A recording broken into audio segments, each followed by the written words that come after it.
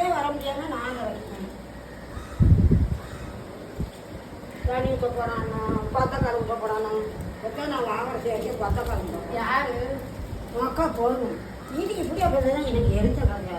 அதே ஒரு சமயத்துக்கு எடுக்க மாட்டேன்.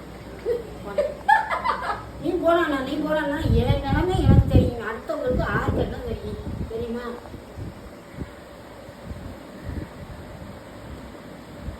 என்ன என்ன ஒன்றும் இல்லை. கடந்து போகலையா, சின்னத்தாமே பந்தக்கால் கூட்ட போகலையா? எங்க பெரியம்மா ஏன் டென்ஷன் பண்ற? அது உடம்பு நல்லா இருந்தா போகுது. எங்க வீட்டுக்கே அது வருது இல்லையா? அதுக்குதான் வயிற்று பிரச்சனைகளா எங்கேயும் வருது இல்லையா?